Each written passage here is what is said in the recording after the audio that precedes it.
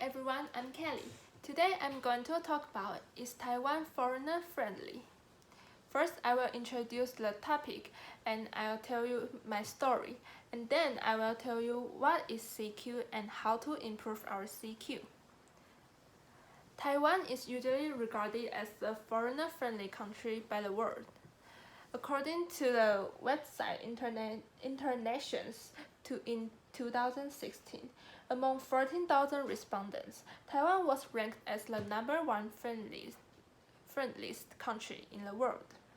But what do you think about this result? Do you think our hometown Taiwan can also make the foreigners feel at home? Or do you think you have the ability to treat them as the natives? If you think the answers are yes, maybe you need to think about it again after listening to my story.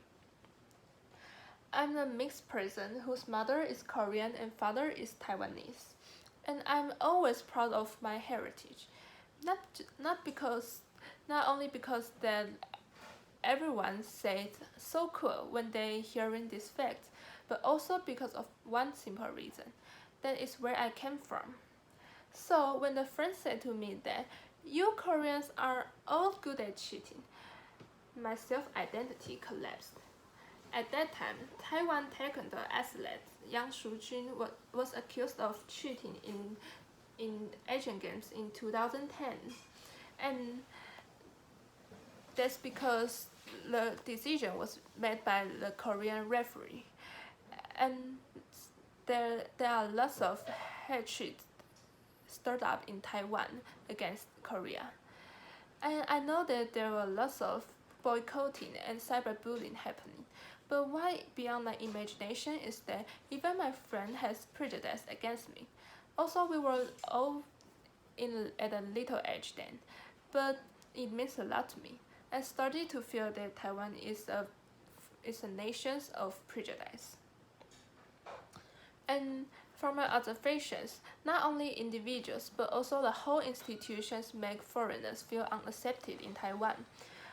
My mom has been certified as a permanent resident a few years ago, but the fact is that it didn't change the inconvenience due to her foreign identity.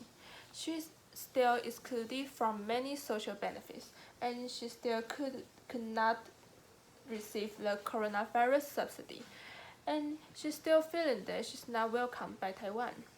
And I know that this bad feeling will not disappear until we make some change on our CQ. And what is CQ? CQ represents cultural quotient, and we also call that cultural intelligence. The concept was proposed by Professor Christopher Early and Sun Eng in their book Cultural Intelligence in 2003. And CQ means that the ability to adapt to a new environment and to make a neutral judgment to the different cultures. However, neither individual or government show high CQ in Taiwan. Take the Taekwondo incident for example. Many people regard the referee involved as a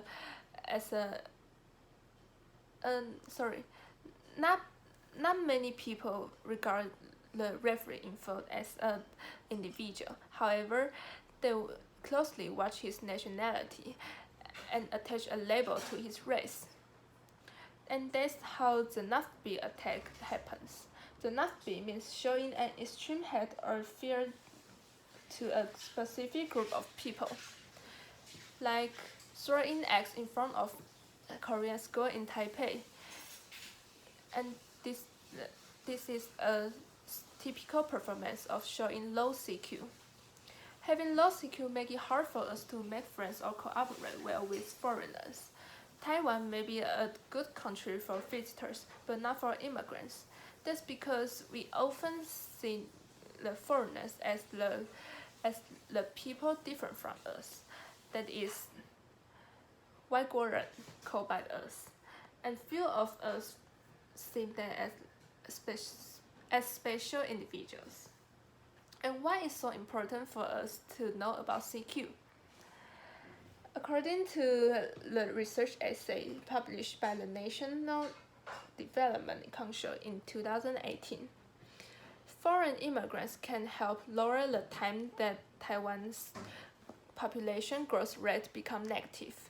And also, foreign manpower can make up the lack of debt in Taiwan due to Taiwan's low birth rate. So, foreigners play an important role in Taiwan economic development. That is why it's so important for us to know how to cooperate well with them. And there comes the question, how to improve our CQ? According to Dr. Livermore's book, The Cultural Intelligence Difference in 2011, there are 4 aspects we can develop to improve our CQ. That is drive, knowledge, strategy, and action. Drive is about the motivation to learn about different culture. You can learn a new language or participate in some activities providing chances to communicate with foreigners. The point is that you should be confident and proactive enough to involve in. Knowledge is not about understanding the details of the culture, it's to understand the background history and reason. By doing so, you can know why the people from those countries want to be treated like that. Third, the strategy. That after you become more sensitive about culture, you can start to make the process instinctive by some strategy, like watching local or neutral media and make your own judgment instead of trusting some biased statement. For action, it's not just to respond properly to other culture. It's to have courage to ask when you don't understand and to apologize when you make some mistakes. Let me repeat again. Drive is to raise your interest to other cultures. Knowledge is to know why and how the culture developed like that. Strategy is to make being culture sensitive a habit by some strategy and by your own judgment. And third, action is to be not afraid of asking and apologizing when you do something wrong. And also, we cannot